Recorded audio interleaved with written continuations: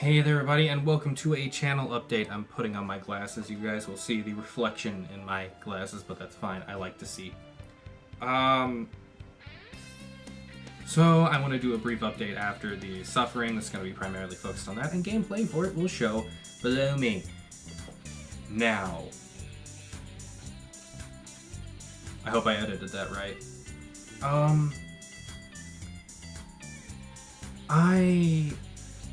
I got really burnt out on the suffering. I want to clarify, because I ranted and rambled at the end of it, I think it's a good game.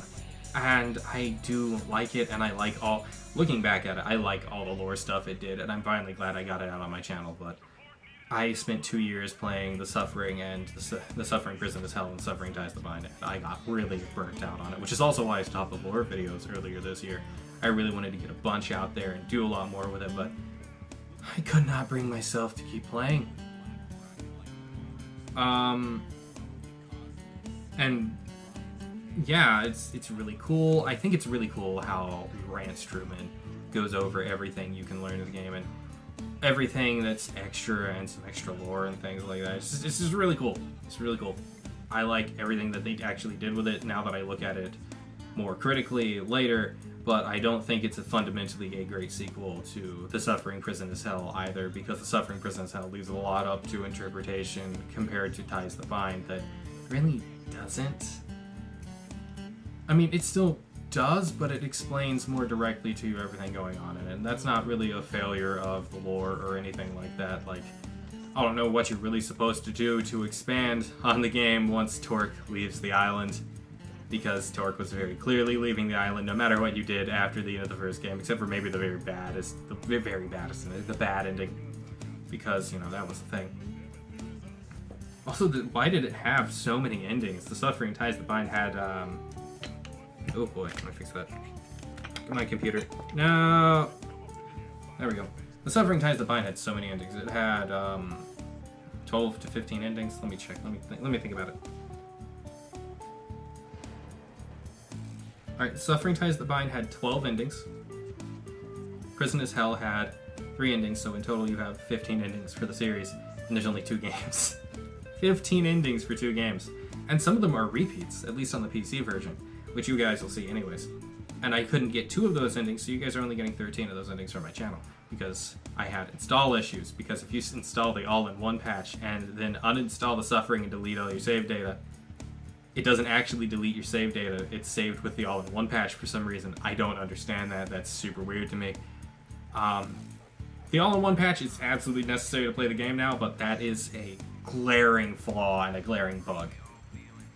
I do like Ties That Bind a lot, though. Do I recommend it? I recommend it hesitantly. It's a really good game. It's fun. It expands a lot on the original The Suffering and follows Torque to the completion of his story. And I think it's a good final piece of Carmen and him getting to rest in peace. I still think that the developers intended you to be a good guy in this game, even though they gave you so many opportunities to be bad. It just was a lot easier to be a good guy, and it pushed you on the path to be a good guy because it was so much easier.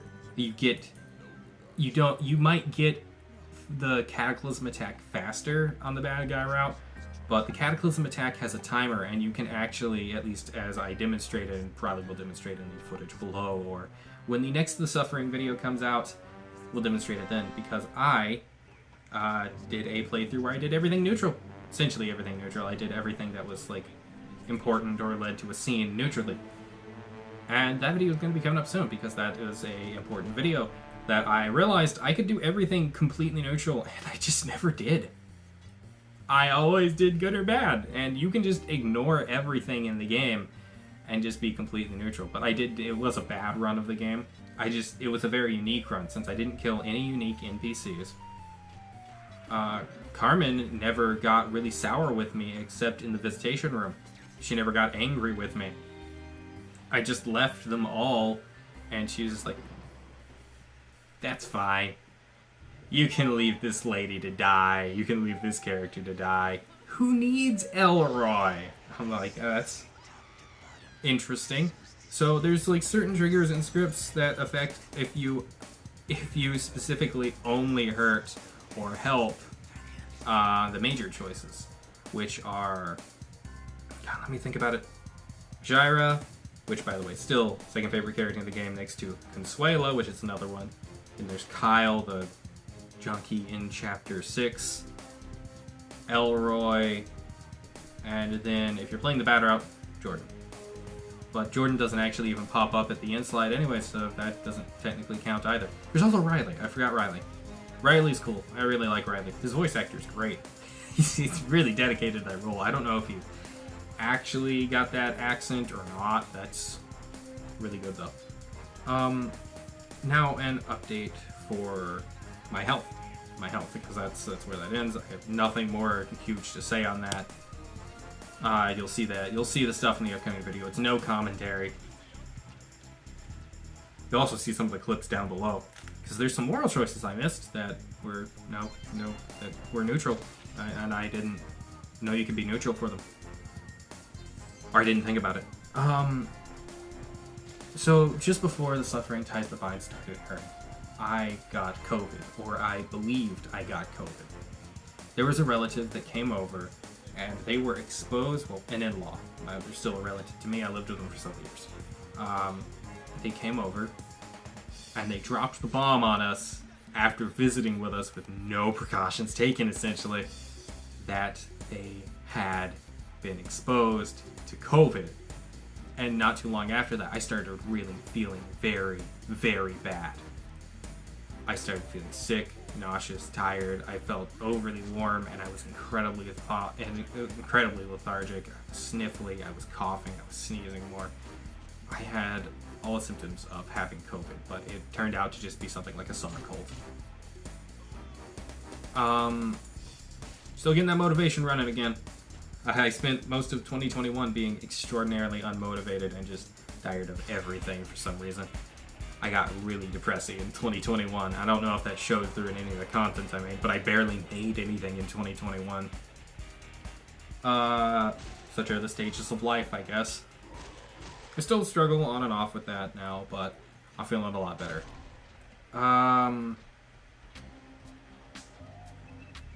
Yeah, but that relative came over, thought I got really mad with them. I'm still mad at them.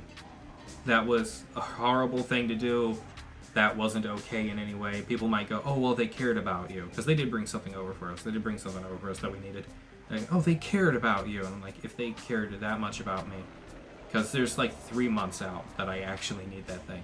They could have stayed back and waited till they found out if they had COVID.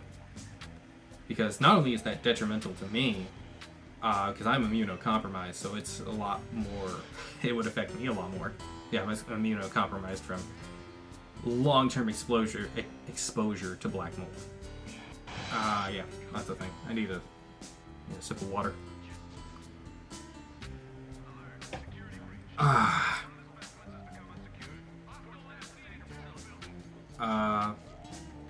And they're immunocompromised as well, so they're like, no, there's no way I have COVID. I'm like, you definitely have COVID. You're very immunocompromised. Because they've been through years and years of cancer treatments themselves. And I haven't been through that yet, but cancer runs in my family, so I probably will at some point in the future. It usually happens in their 50s, but I don't know if I'm going to even live that long. Don't know what life's got ahead of me. Yeah, if they cared, they would have waited. They would have waited, and now they're currently on emergency use antivirals. And while I felt like crap for a while, it turned out to be something like a summer cold or something like that. I did 2 COVID tests. They both came out negative. Which is a huge relief because, like I said, my wife also lives with me, as generally spouses do, unless they're on like business trips or across the country or something like that doing things. But that doesn't happen super often for just the average human being, I guess. I don't know how often it happens. You feel free to tell me the stats on that in the comments below. I have no idea. But I think it'd be interesting to know. And it would have been super detrimental to my wife for another channel update that I'll make in the future, but we've got big things planned in the background right now. Still need to tell close friends and family about it, so I can't really talk about it too much here until that happens, and that will be a channel update that might come out in December, which is 5 months from me recording this. And it will probably be, yeah, like 5 months from from this video that happens, actually.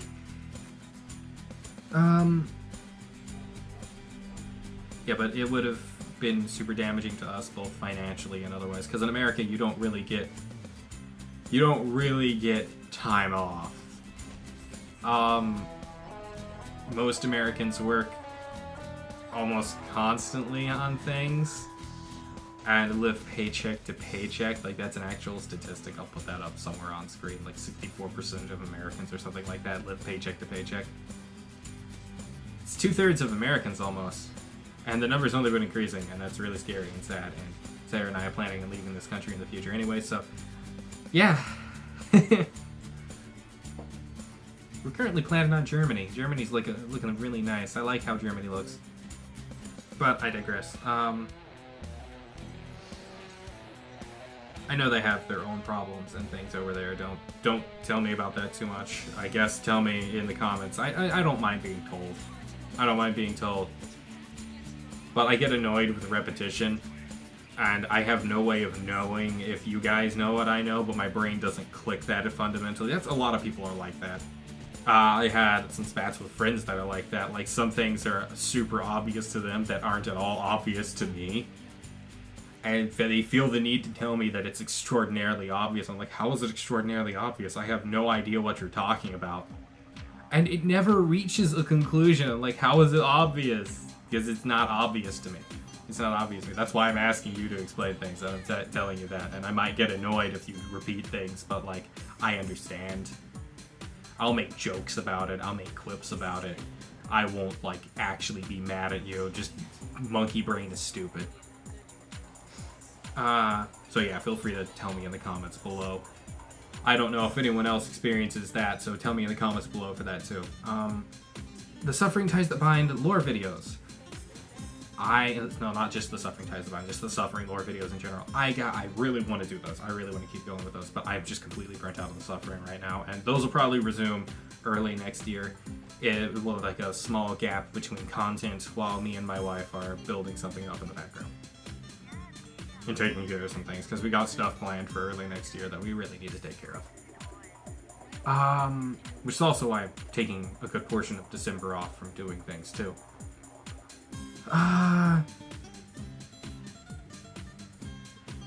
Yeah, those lore videos I'm really excited for, and I do want to do them. I just really burnt out on the Suffering. Like I said, I played it for 2 years almost and got nearly everything about it, and even near the end I kept finding more new things. I kept finding more new things, like the cut content for the note. That's not in the PC version, but it might be in the PS2 and Xbox version. I don't have a way to check right now. Yeah, that's I kept finding new things. I just played a game for 2 years, and it's a 3-hour-long game. It has 12 different endings, though, and I kept finding new things aside from those endings and content in the story itself. Just cut content and things like that. And I even talked with David Markus and got him to revoice his character, his extremely good character in the game, Rance Truman, who is essentially the lore master of the series with all the notes and everything he leaves around. I think that's super cool. It's really cool that you get to meet him in the second game. When I first saw that, I lost my mind. I was like, oh, it's him! And it was really cool. I was really excited for that. There's probably going to be some videos on rants coming up and things like that. And there's going to be, like, I think I said at the start of this, I've been rambling for a little bit now. I have like a small checklist, but I'm not checking anything off. You can see it over there. I'm not reaching over to show it now because it's just slightly out of arm's reach. It's propped up for me to see.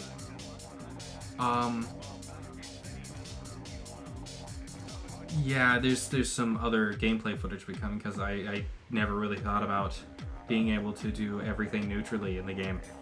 And you really can just do everything neutrally. Like, you don't have to interact with a single thing in the world of the Suffering. And I think that's actually kind of amazing. I thought that was an oversight at first, but no. That is intentionally programmed, and that is kind of amazing.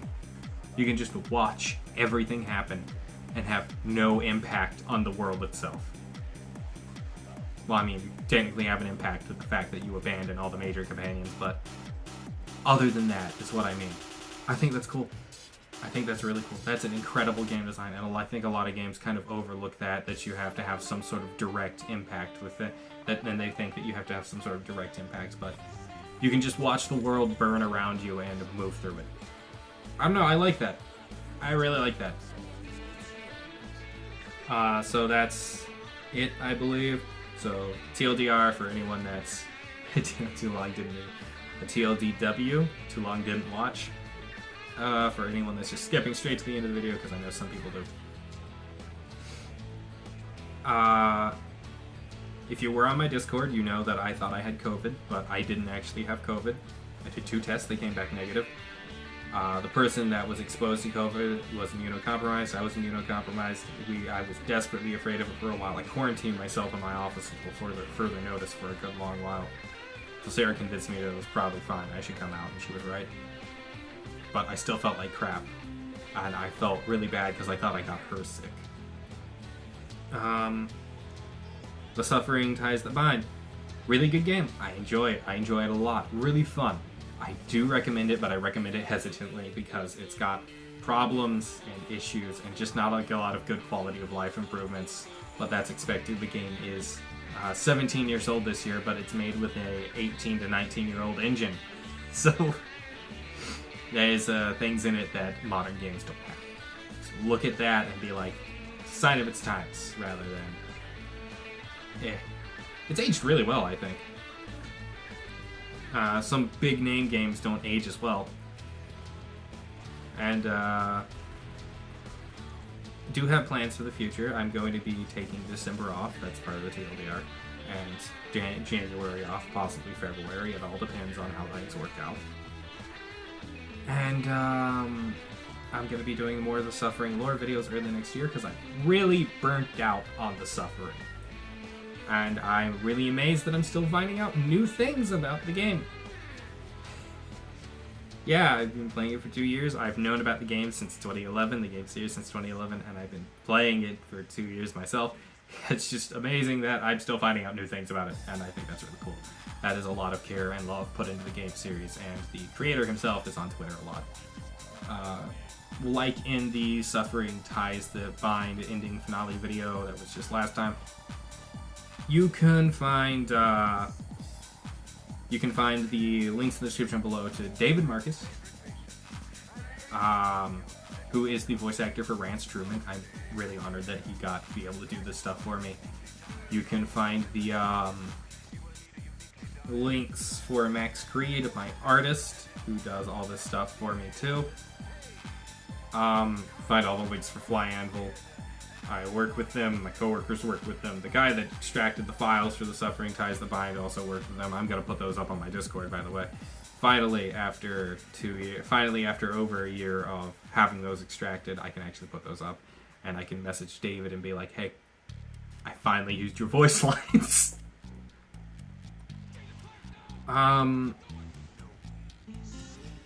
What was the last TLDR? No.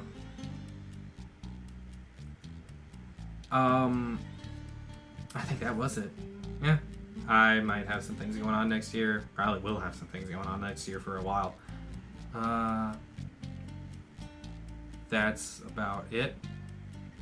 I'm going to do my yearly playthrough of Pikmin soon. I might do another game, no guarantee.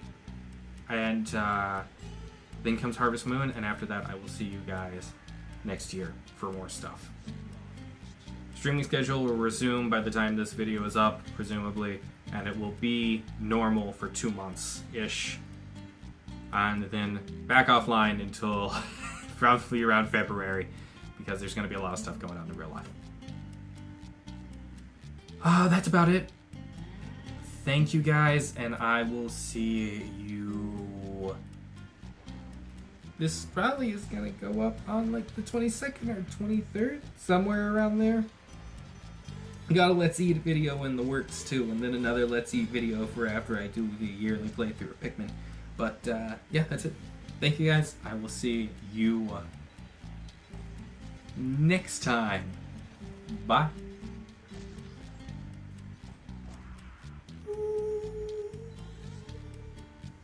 I forgot to make the bed. Super tired. Ah.